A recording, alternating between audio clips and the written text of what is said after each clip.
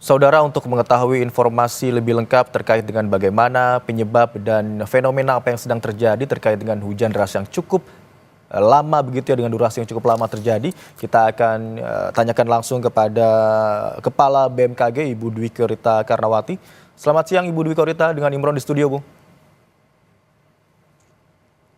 Selamat siang Mas Imron, Assalamualaikum warahmatullahi wabarakatuh. Waalaikumsalam warahmatullahi wabarakatuh. Ibu Dwi Korita, yang juga ingin kami ketahui apakah fenomena yang saat ini sedang terjadi, hujan dengan curah hujan yang cukup tinggi, kemudian durasi yang cukup lama, apakah ini sudah sesuai dengan prediksi dari BMKG, Bu? Benar, jadi kami mendeteksi sejak tanggal 27 Februari, di situ kami memprediksi akan terjadi peningkatan intensitas curah hujan, mulai dari intensitas sedang hingga lebat, sangat lebat, bahkan bisa mencapai ekstrim. Karena terutama ini ekstrimnya ini ada penguatan terbentuknya sirkulasi siklonik yang terjadi di wilayah barat daya Bengkulu di Samudra Hindia. Selain itu juga aktifnya gelombang ekuator Rossby dan Kelvin yang keduanya tadi baik sirkulasi siklonik dan gelombang ekuator ini memacu terbentuknya awan-awan hujan sehingga terbentuklah cumulonimbus dalam skala yang besar. Dari satelit dan radar kita bisa melihat skalanya itu hampir menutup hampir seluruh Jawa Barat, bahkan sampai Lampung dan Palembang dan sebagian Bengkulu. Dan awan inilah yang mengakibatkan curah hujan tinggi dan terus aja tidak berhenti-henti.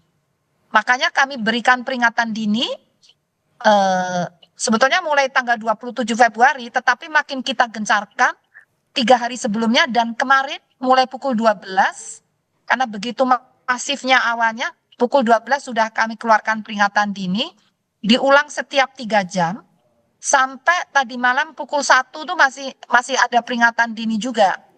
Seperti itu, karena durasinya yang cukup panjang, demikian.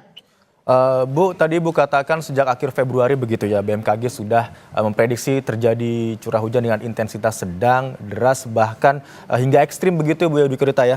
Yang terjadi saat ini termasuk kategori yang mana, Ibu? Ini yang ekstrim. Yang ekstrim. Jadi biasanya tidak langsung menjadi ekstrim, enggak. Diawali dulu dengan intensitas sedang. Maksud saya bukan yang mana ya, tapi itu fasenya mulai intensitas sedang dulu, kemudian meningkat jadi lebat, sangat lebat, langsung lalu kemudian ekstrim. Seperti itu. Jadi yang sudah menjadikan masalah bencana itu terutama yang sangat lebat dan ekstrim tadi. Kami mencatat sampai 190 mm dalam waktu 24 jam. Ekstrim itu batasannya 150 mm. Itu ekstrim. Jadi dimulai dari 50 mm, meningkat jadi 100, meningkat lagi jadi 150, itu sudah mencapai ekstrim. Bahkan yang tercatat kemarin sampai 190 mm dalam 24 jam. Baik, Ibu tadi katakan juga penyebab hujan tidak hanya curah hujan tinggi, tapi juga kiriman air begitu ya, Bu ya. Dan Ibu juga mengatakan curah hujan yang tinggi terjadi juga di Bengkulu dan juga Lampung. Coba kita akan fokus ke Jabodetabek dulu, Bu Dwi Korita. Penyebab terjadinya banjir ini apakah juga karena air kiriman dari luar wilayah Jakarta atau karena memang curah hujan yang cukup tinggi, kemudian durasi yang cukup lama, atau seperti apa, Ibu?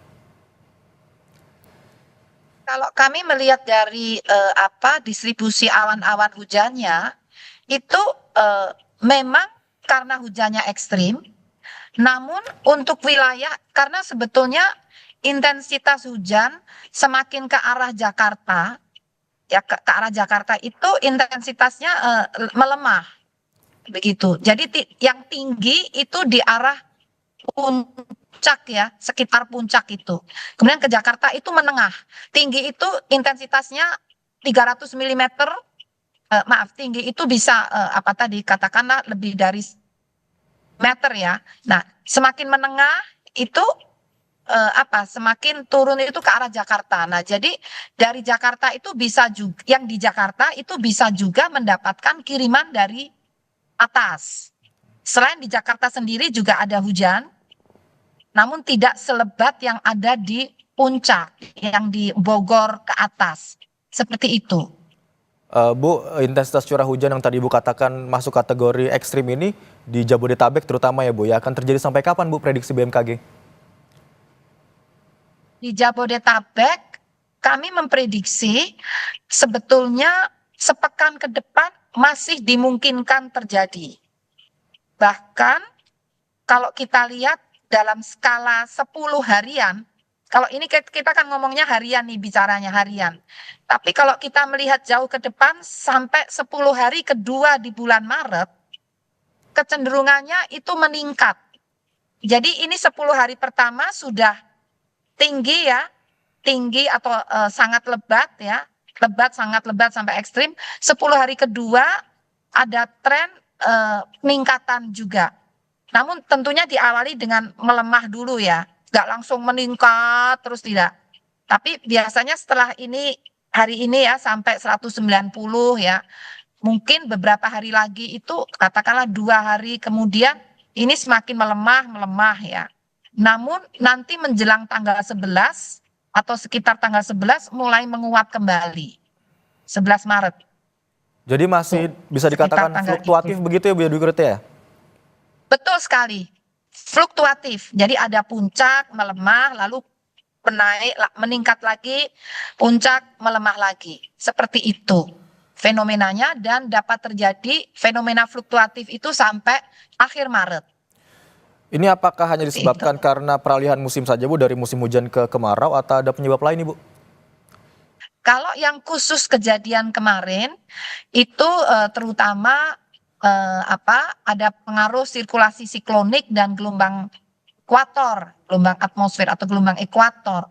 Nah, tapi nanti ini semakin ke arah mendekati akhir Maret, ini masa pancaroba. Jadi biasa di masa pancaroba itu bisa terjadi ekstrim tapi tidak lama. Jadi ekstrim hujan lebat ya, tidak lama.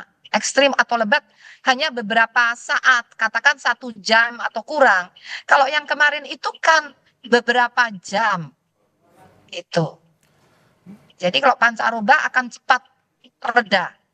Demikian. Baik, berarti masih ada potensi terjadi hujan yang cukup tinggi intensitas curah hujannya, namun juga beberapa hari ke depan akan melemah begitu ya. Terima kasih atas informasi lengkap yang telah Anda sampaikan, Kepala BMKG Ibu Dwi Korita Karnawati telah bergabung di Breaking News Kompas TV siang hari ini.